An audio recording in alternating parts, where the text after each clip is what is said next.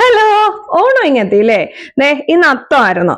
കണ്ണനെ ഞാൻ രാവിലെ അപ്പുറത്ത് പ്രസന്നാന്റെ വീട്ടിൽ പറഞ്ഞിട്ട് കുറച്ച് ചാണകം കൊടുത്തു. പ്രസന്നാന്റെ വീട്ടിൽ ഇഷ്ടം പോലെ പശു ഉള്ളതുകൊണ്ട് ഞങ്ങൾ അവിടെ നിന്നാണ് ആവശ്യമുള്ളപ്പോൾ ചാണകം എടുക്കുന്നത്. അവൻ ഈ ചാണകം കൊണ്ടുവരുന്ന വലിയ അലർജി ഉള്ള കാര്യം കേട്ടോ. അവൻ 1 കിലോമീറ്റർ ദൂരെ പിടിച്ചോണ്ടാ ചാണകമായിട്ട് വരുന്നത്.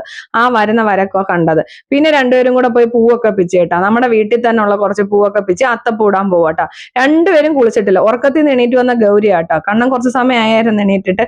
പിന്നെ രണ്ടുപേരും കൂടെ പൂവൊക്കെ പിച്ച്. നമ്മളൊക്കെ കുട്ടിക്കാലം ഓണമൊക്കെ ആയിരുന്നില്ലേ, അടിപൊളി. ഇവർക്കൊന്നും അതിനുള്ള ഭാഗ്യവും ഇല്ല, ഇവർക്കൊന്നും അതിനുള്ള ആസ്വാദനവും ഇല്ല. അവർക്കൊക്കെ ഇപ്പോഴും ഫോണോ എന്തെങ്കിലുമൊക്കെ ഉണ്ട്, എവിടെയെങ്കിലും ഇരിക്കും. നമ്മളൊക്കെ അത്തമൊക്കെ തുടങ്ങുമ്പോൾ നേരെ നമ്മൾക്ക് എണീറ്റ് ഓടി നടന്ന് കണ്ട അയത്തുനിന്നെല്ലാം പൂവെല്ലാം പിച്ചിക്കൊണ്ട് വരും അല്ലേ. ഇപ്പൊ നമ്മുടെ ഇവിടെ ചാണകത്തിന്റെ വിരവൊക്കെ എല്ലാം ഞാനാട്ടോ. എപ്പൊ കളം എടുക്കണമെങ്കിലും ചാണകം എടുക്കുന്ന ഞാനാ. എന്റെ കൈ കൊണ്ടാണ് ഞാൻ ഞവിടുന്നത്. പക്ഷെ എനിക്ക് കയ്യിൽ ചെറുതായിട്ടൊന്ന് മുറിഞ്ഞു കേട്ടോ, തള്ളവരല്.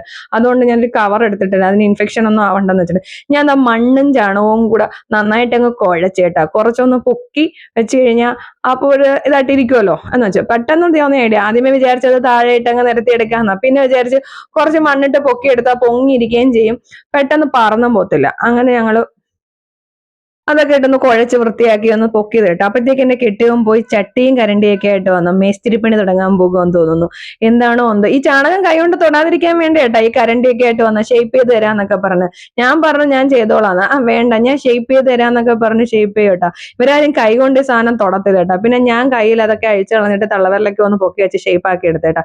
നമ്മൾ ഇങ്ങനെയൊക്കെ ചെയ്യുമ്പോഴല്ലേ നമുക്കൊരു സാറ്റിസ്ഫാക്ഷൻ കിട്ടുന്നത്. ഇവർക്കൊക്കെ അതൊക്കെ വലിയ അലർജി ആയിട്ടാ. ഇവരാരും ചാണകത്തിലൊന്നും തൊടത്തില്ല. ഈ പിള്ളേര് പോലും പൂവൊന്നും പിച്ചാനോ ഇടാനോ ഒന്നും വരാത്ത എന്താ പറയുക, ഈ ചാണകം ഇടുന്നത് കൊണ്ട്. അവര് ചാണകം ഇടാതെ അത്തപ്പൂ ഇടാന്നൊക്കെ പറയുന്നത്. നമ്മൾ ഈ ചാണകമൊക്കെ തൊട്ട് അത്തപ്പൂ ഇടുമ്പോഴല്ലേ അത്തമാണ് എന്നും അത്തപ്പൂ ഇട്ട് എന്നൊക്കെ ഉള്ള ഒരു സന്തോഷം വരുന്നത്. ഇവർക്കൊന്നും ഒന്നും അറിയത്തില്ല, ഇവരൊന്നും ചെയ്യത്തില്ല.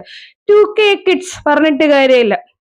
നമ്മൾ അനുഭവിച്ച സന്തോഷമൊന്നും ഇവർക്കൊന്നും കിട്ടിയിട്ടില്ല എന്നുള്ളതാ. പണ്ട് ഞങ്ങളൊക്കെ നേരം വെളുക്കുമ്പോ എണീറ്റ് പോയി അയ്യത്ത് പോയി എന്തെല്ലാം പൂ വെച്ചും, ഞാൻ, നിമ്യ ചേച്ചി, നിതിനും നിഖിലും എന്റെ ആങ്ങളെ എല്ലാരും കൂടെ നമ്മൾ കായൽ വാരത്തോട്ടിടാം. അന്ന് ഞങ്ങളുടെ വീടിന്റെ അടുത്ത് കായലുണ്ട് കേട്ടോ. കായൽ ഒരുപാട് സ്ഥലമുണ്ട്. അവിടെ എല്ലാം ഇഷ്ടം പോലെ കാളപ്പൂ, തുമ്പപ്പൂന്റെ ഒക്കെ ചെവിട്ടി പോയി കുത്തിയിരുന്ന് പിച്ചിയെടുക്കുക.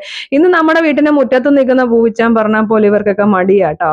പിന്നെ ഞാൻ അച്ചു അപ്പഴത്തേക്ക് കുറച്ച് മണ്ണൊക്കെ ഇട്ട് നിരത്തി. പിന്നെ ഞാൻ പോയി ഒന്ന് കുളിച്ചിട്ടൊക്കെ വന്ന് അത്തം ഇടാൻ തുടങ്ങിട്ടാ.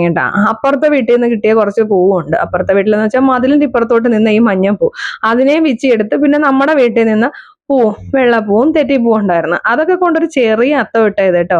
ഇവർക്കൊന്നും ചാണകത്തിൽ തൊടാൻ വയ്യാത്തതുകൊണ്ട് ഈ പൂവ് പോലും ഇട്ട് തരാൻ വരത്തില്ല. പിന്നെ നമ്മുടെ ഒരു സന്തോഷം, നമ്മൾ പണ്ടേ ആഗ്രഹിച്ചത് ഇഷ്ടപ്പെടുന്ന കാര്യങ്ങളാണ് ഇതൊക്കെ.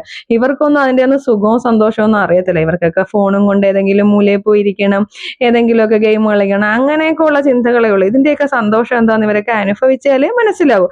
അതൊന്നും നമ്മൾ അനുഭവിച്ച കണക്ക് ഇവർക്കൊന്നും അനുഭവിക്കാനുള്ള ഭാഗ്യം ഇല്ലെന്നുള്ളതാണ് സത്യം. പിന്നെ ഇതായിരുന്നു ഇന്നത്തെ എന്റെ അത്തം. വലിയ ഭംഗിയൊന്നുമില്ല, ചെറുതായിട്ടൊക്കെ. എനിക്കാണെങ്കിൽ കുറെ സമയം ഒന്നും ഇരിക്കാനൊന്നും പറ്റത്തില്ല. പിന്നെ എങ്ങനെയെങ്കിലും ഒക്കെ ഇരുന്ന് ഞാനൊന്ന് ഇട്ട് ആഗ്രഹം തീർത്തു എന്ന് വേണമെങ്കിലും പറയാം. അങ്ങനെ എല്ലാവർക്കും അത്തം ദിനാശംസകൾ. അപ്പൊ അത്രയുള്ളൂ.